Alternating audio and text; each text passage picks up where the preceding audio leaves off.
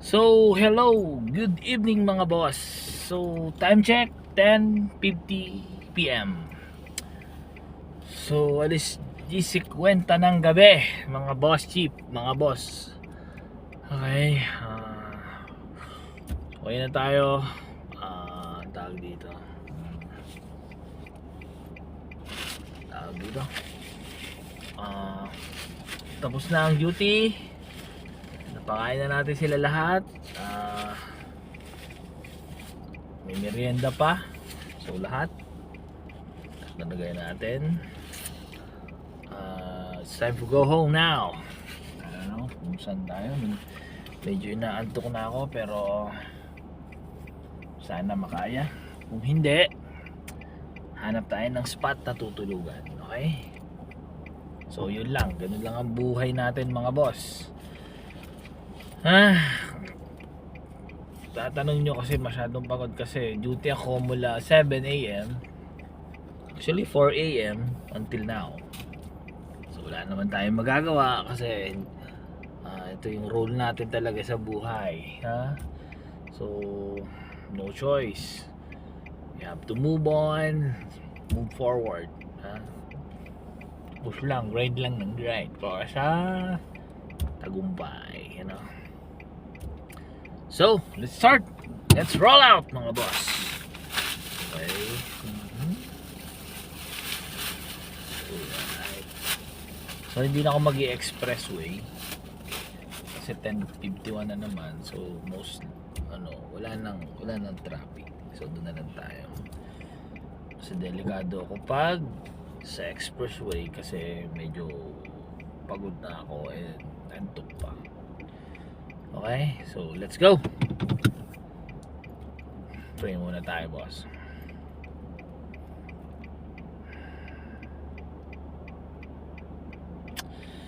Gabayan niyo po ako sa paglalakbay ko pauwi sa aking pamilya. Maraming salamat po. Let's go mga boss. Okay, ito na. Alright, sana hindi tayo antukin mga boss. Good luck to us. So, babush! Sarap ng buhay ng guard. Alright, okay. Kung saan man tayo din ng video ko, kung hindi pa siya ma-pull, yun na yun, ha? So, gora na tayo. Buhay ang ilaw. So that kahit papano makita nyo ang mukha ko. Alright. May dala pala akong basura kasi inuuwi ko yung basura. Oh, it's low fuel, 98 na. So yung mga basura pala ng kantin inuuwi ko to din doon ko dun sa alam nyo na yung humahakot ng basura dito sa Malmar. So doon ko siya binibigay para hindi na siya hassle pagdadami pa, crowded. So tendency pag gabundok na yung basura doon sa is lalangawin. So mga maraming flies. So kinukuha ko na para at least malinis yung area, no? Iwasan yung mabahong amoy. Para safety yung kantin natin. Yun lang naman ang diba? Masarap yung pagkain, malinis yung area kahit wala temporary lang yung location. Ganun. Diba? Yun lang naman para at least masigurado natin safety yung mga kakain. Okay. So ano bang magandang pagkwentuhan mga boss habang ako ay wala sa pagdadrive. Medyo pagod na tayo, as in pagod na pala kasi nga wala tayong staff. Yung staff kong isa is may inasikaso kaya wala namang araw. And then yung pang night shift is nagpaalam muna na magre-resign na daw. At sabi ko magpahinga ka muna, magpagaling, then after that balik ka. Wala namang problema, di ba? Okay na yan. Gagawan ko naman ng paraan. Ako muna ang gaganap sa panggabi, no? Ganun talaga. At least mahina rin naman lalo na sa panggabi. So most of the operators is, bringing their own food. Kasi para makatipid din kasi since walang OT, then walang pasok ang Saturday and Sunday. So yun, so nagtitipid, understandable naman yan. At, yun nga. So hopefully makakuha sana ang sales team natin, is my former team. Sales team, marketing and sales team, sana makakuha sila ng mga potential customers na magbibigay ng sigla at panibagong buhay sa aking sa company, no? So that the canteen is also, di ba, pag maganda yung pasok ng tawag dito, customers sa company, syempre paglakas yung maraming project. So tendency nun mag-hire ng mga operator, then nag-hire sila ng operator, so lalakas yung kantin natin. Yun lang naman yun, domino effect din yun.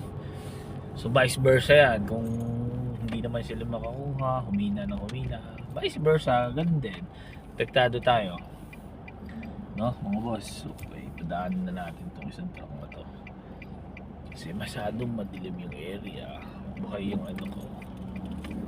Kasi nga gusto ko kayong kasama sa paglalakbay ko dito pa uwi sa bahay. Yun lang naman yun, no? May dog. Oh my god, I didn't see that boy. Sorry kasi may iliwanag yun dito, so tendency niya doon is agawin niya yung may tawag doon eh. So dyan lang tayo mga boss, samahan nyo akong pauwi kung kakayanin itong cellphone ko yung storage ng memory, no? Kung hindi, kung sandan lang abutin, yun na yun. Then pilitin natin makauwi ng maaga, ligtas, diba? Oops, okay, padaanin na natin itong ano ba itong tawag dito? Hindi naman siya trailer ba to? Yung kung nagbubuhat ng malalaking anyway, gusto ko magpagas pero 96 to lang, ang mahal naman eh. So try ko doon magpagas sa may Tanawan, baka mas mura. Kasi dito 50 nabubulol tayo mga boss, 53 na kasi dito eh. So alam nyo naman, flex fuel tayo. Doon tayo sa isang flex fuel. Kung sana sa either 52 lang or mas baba. Kasi sobrang taas nito eh. I don't understand. Grabe, kanina 51 na. Hindi mo lang siya ano yung tinaas niya. 53 taas. So try natin dun sa isa franchise nitong flex. So hopefully late pa yung reaction noon. Ang problema lang pag ito nag 54, so malamang sa malamang dito na tayo sa 54 kasi sabi ko nga sa inyo, hindi na ako nagpapalit ng brand. Ayoko kasi papalit-palit. Yun lang naman yun. Hindi ako masyadong kita, pero at least naririnig nyo naman ako mga boss, no? So wala pa lang akong mic, so plano kong bumili din so unang sahod ko sa YouTube. Sa Reels, hindi ko rin alam kung paano kikita ko sa Reels, but I try to upload some videos sa Reels. Okay, may track. So ako muna siguro boss, kasi masyado kang malaki. So pinauna tayo ni Down Truck. So shout out sa iyo, thank you very much. Medyo na ako antok na. So muna na tayo. So pampagising, sound trip, puro yung sounds patulog din kasi mellow na to 10, 11 gabi na to no? Malapit ng midnight, no? Mamaya umaga na. Imagine, uwi ako ng ganito, tutulog ako siguro mga 12 kasi pagdating ko sa bahay, kakain pa ako eh.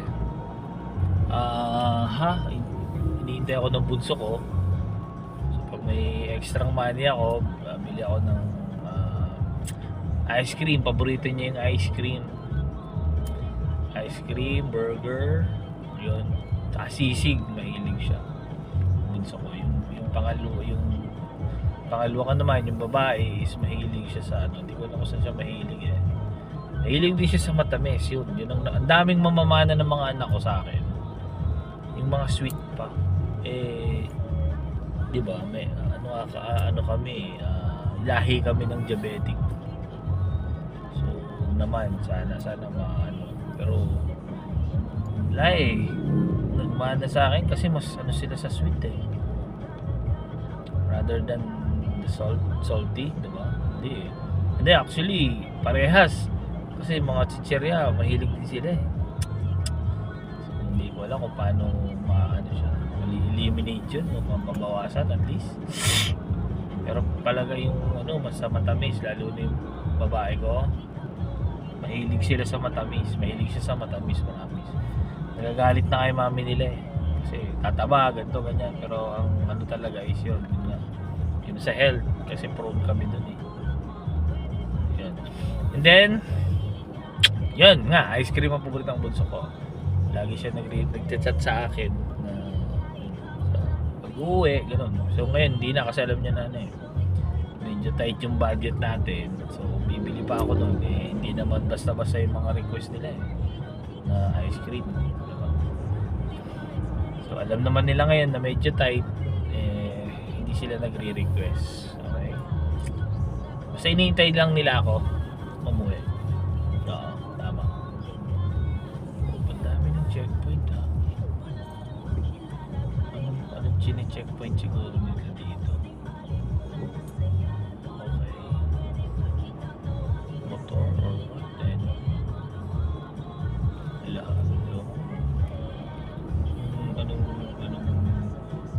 Hindi ko alam kung anong chine-check nitong mga to eh, no? Yung tawag dito. Mga ngayong buwan, mahigpit sila eh. Pati mga 4 wheels, hinaharang nila. So, oo. Especially sa ano, papuntang Quezon, pag mahigpit sila. Hindi ko alam dito kung naghaharang sila. Hindi naman. Okay, wala naman dito. Motor din. Hindi ko alam kung anong trip nila eh. Dito. Wala. Pahinga dito. Kasi dalawa yan, left and right. So ilang metro lang yung layo. Ng ano nila, distance nila. Yung mga checkpoint. So dito wala naman. Dapat dito yan eh. So wala dito, magpapagas lang ako dito. So sana mura lang. Okay. Dito sa brand natin na Flex Fuel, baka naman. Alright. Pwede ko namang i-go to kung 53 din. So 95. Hanap tayo ng mas mura. Magpapas muna ako sa Flex kung mas mahal, no? Kasi siyempre kino-consider din natin yung mga takbo natin. Kasi nga tight tayo ngayon, tight ang budget. So konting reduce lang din. So sana okay ang pricing nito. Okay. Malapit na tayo. So 50 mo 57 sa ano, total naman to eh. So total mahal talaga eh. Total, Caltex, Shell, ano ba, Petron, the Big 4. The Big 4 ba yan?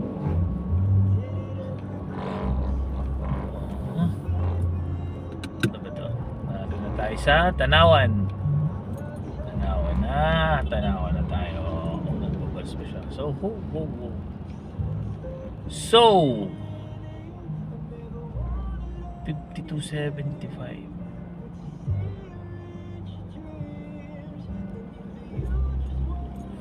Ano ba tayo? Na. So, pass muna tayo sa flex, no? Nag-angat siya ng 52. So, okay. Tsaka ano eh, alangan din ako dun sa ano, sa yung gasoline ng flex na yun, napakakipot. So once na nagkamali ka ng tadya, scratch or damage yung mababangka sa yun sa ano. Lahat ng flex fuel, ganun yung gasoline style nila. Makipot siya. Siguro limited lang yung area. Limited talaga. Napansin ko, maliit lang yung space.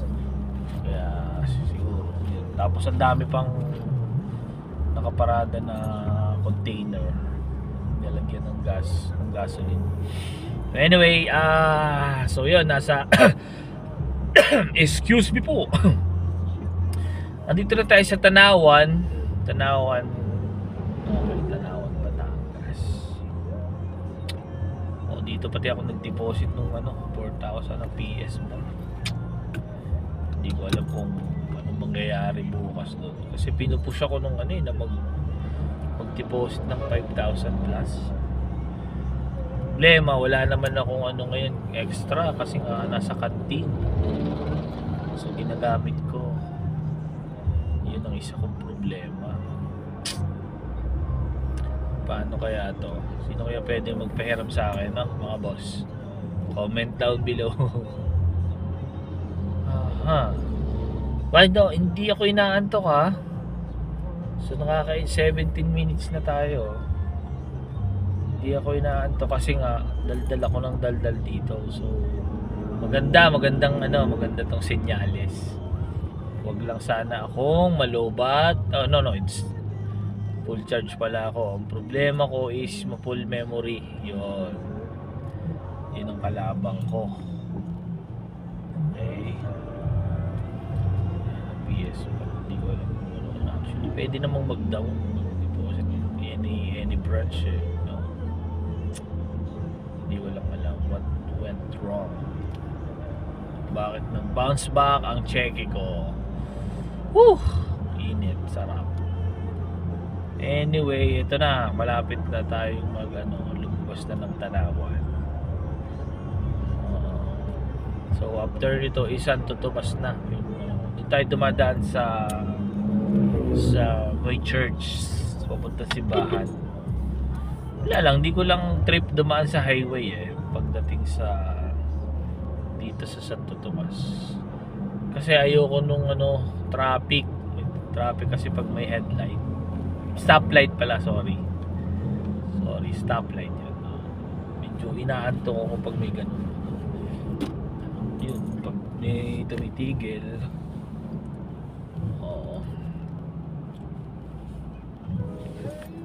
Ganda ng sounds, pampatulog. Ito na tayo, malapit na tayo mag-exit ng Tanawan.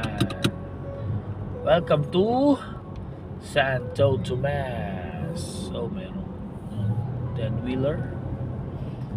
Labasan nga pala ito ng malalaking truck. Problema pag mga ganitong malalaking truck, pag nasa area siya ng is napakabagal. Gaya nitong public road. Pero once na nasa expressway sila ang hari ng aside from jeep kasi dito sa public talaga yung mabilis ang inaano ko is yung sa dito pag nasa expressway sila is mahina.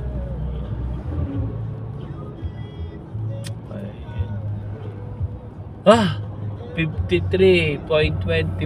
Shit, mas mahal na. oh my god, mababa yung isang 52.75. So sana doon na lang tayo nagpagas.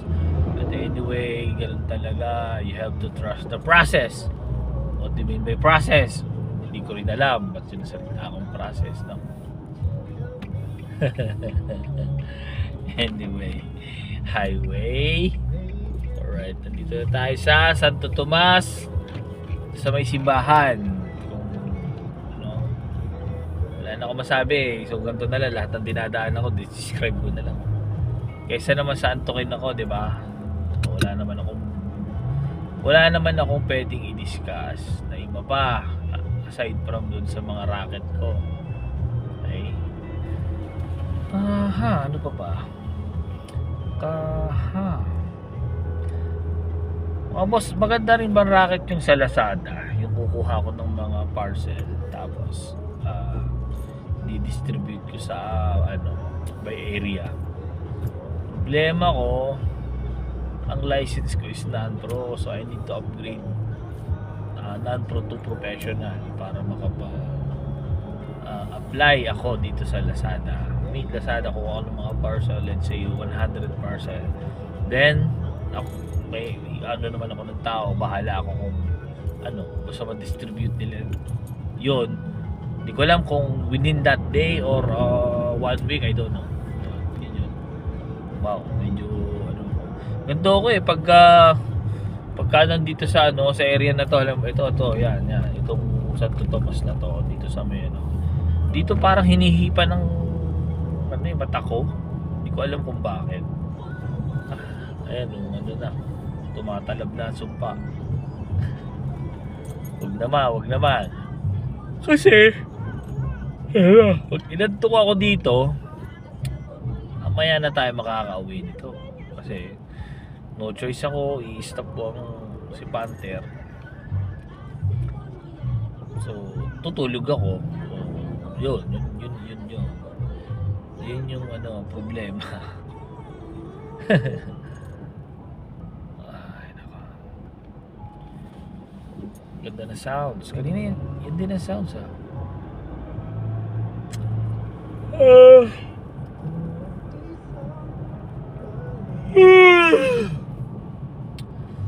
Kailangan labanan natin ang antok, mga boss. Kung hindi, oh my god.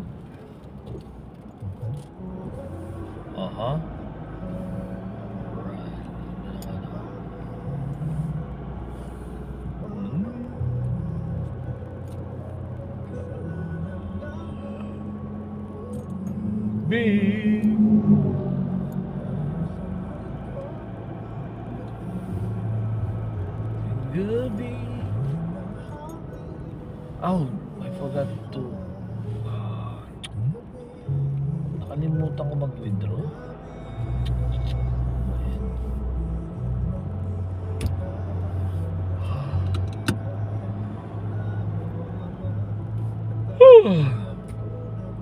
Doon ako mag-withdraw sa crossing Calamba. Kung mayroong nakakaalam dito ng crossing Calamba, open natin para makita. Kasi ito intersection. So maraming dumadang mga malalaking sasakyan. Delikanis. Time, one time, big time. Oh my god. Okay, go. Goods. So yon, narito na tayo sa highway ng Santo Tomas. Alakas ng boses ko, mga boss. Kasi pagod na tayo. Naantok na ako. Ano ba? Kayo? Santo Tomas na to. So, sabihin, pag wala sa Santo Tomas, wala na tayo sa ano tong Techno Park to? Hulaan nyo. FPIP, First Philippines Industrial Park. Yan. Way back 2000 2000? Yes. Ito ako nagtrabaho sa Panasonic. Yon. Ito ako nagtrabaho.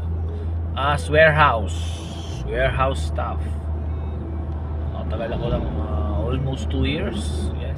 This is my first company job. Then after that, nagpunta ako ng Tokay Precision Philippines. Warehousing din yon. Then after 6 months, Tokay Precision, terminated ako dun eh. Sa Tokay Philippines. So terminated po ang inyong abang lingkod kasi bata pa tayo.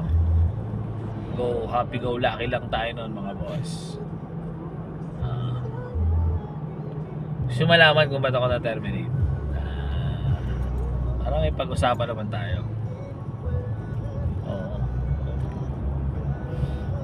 Siyempre bata, mapusok tayo noon eh. Kaya yung uminom. Oo. Then after that, may shipment kaming darating. Siyempre, OT pa rin yun. Bumalik ako ng company. So, ang problema is may rules and regulations sa company. So, yun. Naamoy ako ng guard kami. Sila, ang dami namin. Ayan, nireport kami. Yo, under the influence of alcohol while on duty. That's dismissal agad yun mga boss. So, yun. After that, nag-Toshiba tayo mga boss. So, Toshiba, BMI ako doon. Vendor Management Inventory. So wala akong ginawa kundi magbila. Before I'm a picker. So picker is magpipika lang ng mga items na i-issue mo sa production. And then after that, na-promote tayo as BMI Inventory, input ng mga items sa system. And then nag-resign ako doon.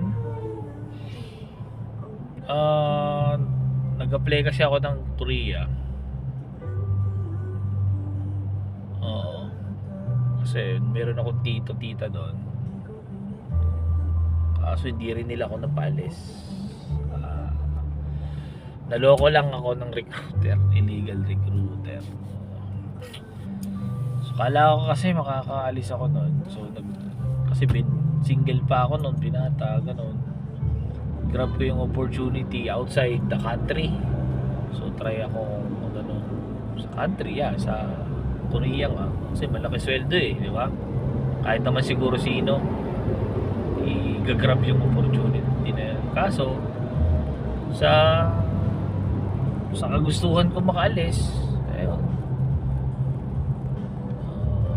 nag-resign ako dun sa work ko. Hindi naman ako nakaalis hanggang ngayon. Ayan, hindi ako nakapunta ng Korea. Sayang. But sabi nga nila, lahat ng bagay nangyayari sa kagustuhan niya. Oo. So yan. So hindi ako natuloy. Pero luckily nakapagtrabaho naman ako sa Korean company. Dito nga lang sa Pilipinas yun. I mean, pinasok ako ng uncle ko. So, which is ito na nga yung ito na nga yung company na pinagkakantinan ko ngayon. Awa ng Diyos, naka 18 years ako dun sa company na pinasukan na yun. 18 years. Ha? Tagal, no? Oo. So yun, hanggang dito. So I started quality control, naging assembly quality control din ako, then naging approval. So may mga dinidevelop sila, so under ko ng mold, yung mga mold nila ako nag-a-approve, trial yun. Then after that, nagpaalam ako sa company kasi gusto ko magsubok ulit kagaya ngayon. Pinayagan nila ako. Sabi ko, lucky ako. Pinayagan ako. Lucky ako na, diba? So punta ako ng Dubai. After ng Dubai siguro, my work in Dubai is purchasing storekeeper. Yan. Yun yung medyo malaki sahod ko doon. Okay lang, okay naman. Nasa disyerto lang kami. company is furniture. Gagawa sila ng mga magagandang door, cabinet. But hindi siya ordinary yung door at saka cabinet. Pintuan ng bahay ng hari, yan. Sa mga sikat na condominium sa flat sa Dubai, yun yung mga ginagawa ng company na napasukan ko. Then doon ako is storekeeper. Ako din ang magpo-purchase ng materials na gagamitin sa project, and then at the same time ako rin ang namamahala ng store. Isang malaking storage ng mga materials. So ako lang ang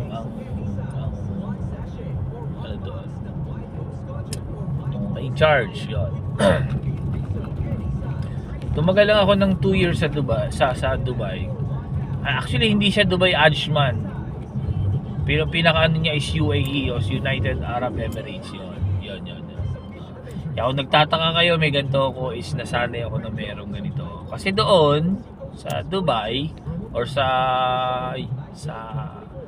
UAE, common ang may ganito. Yes. Kasi pag wala is either ang tingin niya sa iyo is babae, girl. Na-enjoy ko naman yung pagpunta ko ng Dubai, but hinahanap ko pa rin yung family ko talaga yung mag-iina ko. Alam niyo yun, every time na pupunta ka ng mall, kasi mall hindi naman lagi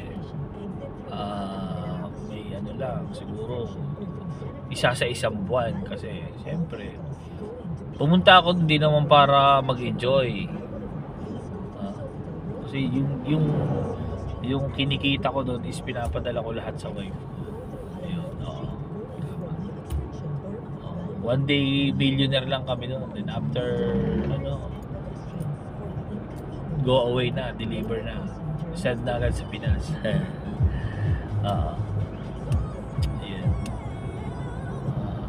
And then after that 2 years, nagpaalam ako sa boss ko, so can I return back to Philippines, or I miss my family? Yes. So I'm here now talking to you guys, you boss, mga boss, hoping na makapasok sa mundo ng vlogging, di ba? Ito naman yung journey ko ngayon, kasi tapos na yung inaano ko na sa sarili ko, tapos na yung journey ko as an employee. So sana naman mapangatawan na natin. So gusto ko naman ngayon is maging businessman, vlogger kung papalarin, di ba? Yun lang. With the help of you po mga boss.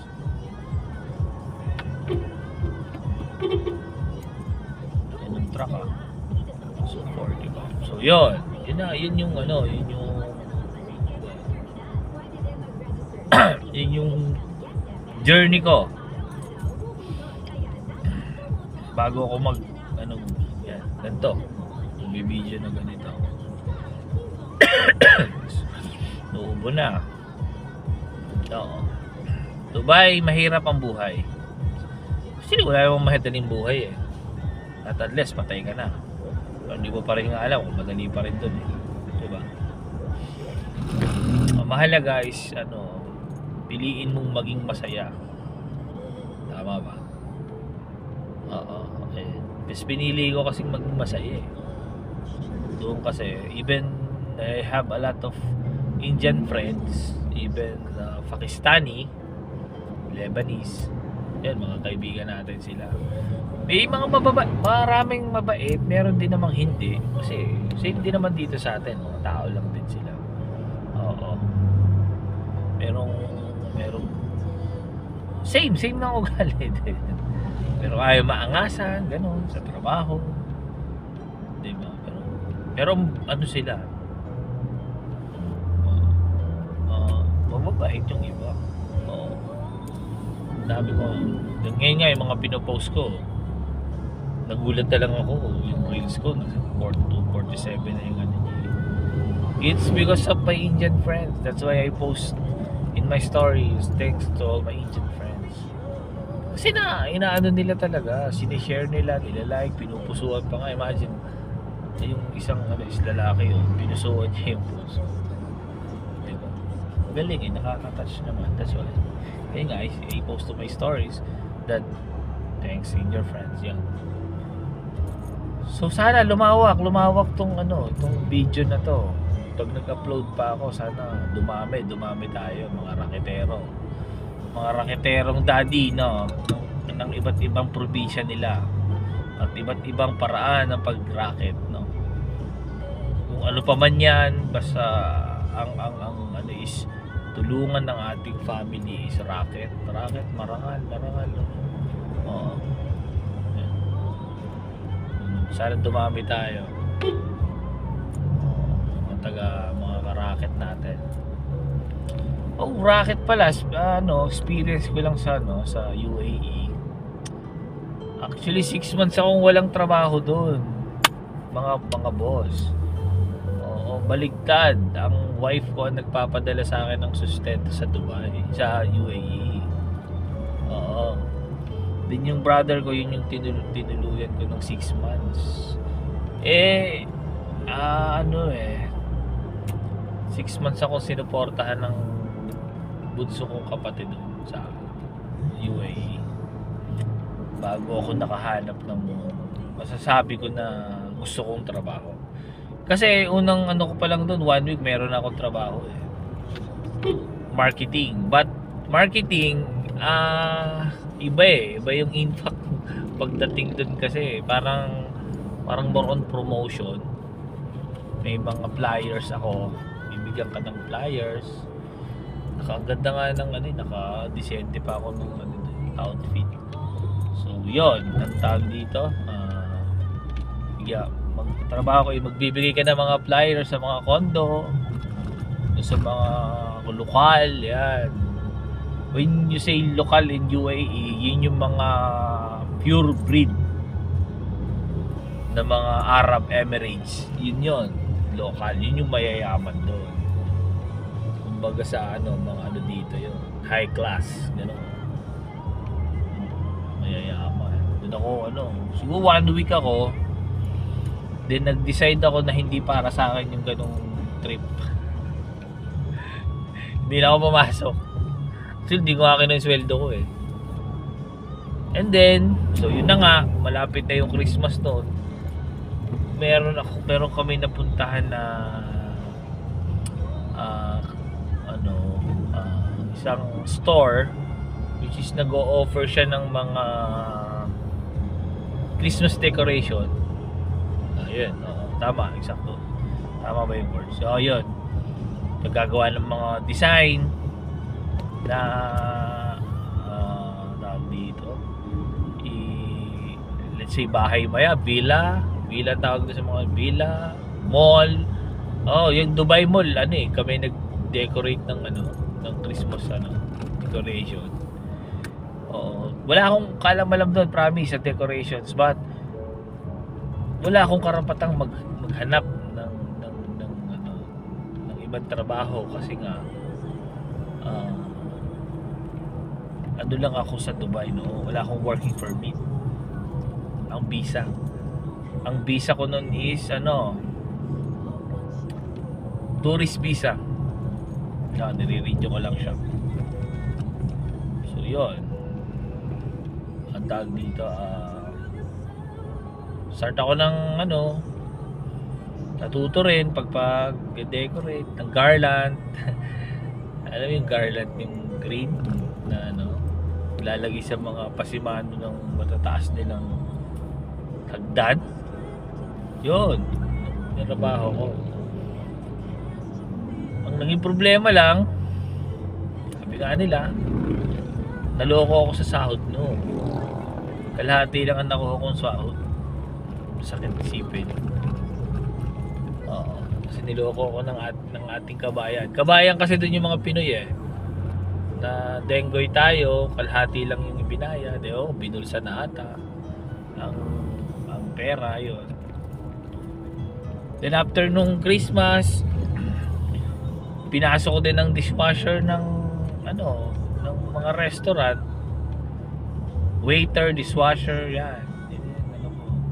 Yung mga racket ko doon. Yan yung mga racket talaga. Kasi pati yung kapatid kong bunso nadamay because sinasamahan niya ako sa mga kasi hindi pa nga ako sanay sa Dubai, sa UAE nun eh. So, ayun naman. Napagtagumpayan naman namin, nakakuha kami ng kapatid ko ng another sets of visa para ako mag-extend ako. So last na yon, sabi ko sa sarili ko, once na hindi ako matanggap dito ng trabaho, hindi na ako mag-i-extend kasi alam ko hindi na talaga para sa akin ng Dubai noon. Yes. Sinabi ko yun sa sarili ko na once na hindi pa rin ako makahanap ng trabaho, ile-let go ko na si Dubai, uuwi na ako. Hihingi na ako ng papasahe sa asawa ko no.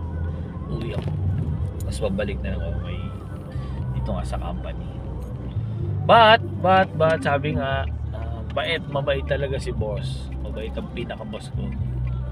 Siya yung pinaka-boss eh. So, sobrang bait niya is binigyan niya ako ng trabaho. At hindi ba sa trabaho yung gusto kong trabaho. Gusto kong trabaho, yun nga. Sa office, laptop ang hawak, ganun. So yun. Tumagal ako din ng 2 years. So, i-post ko muna to mga boss kasi medyo mahaba na siya. Then mag-withdraw lang ako. Kasi kailangan ng aking unika iha bukas ha. Sige boss, always keep safe. Love ya.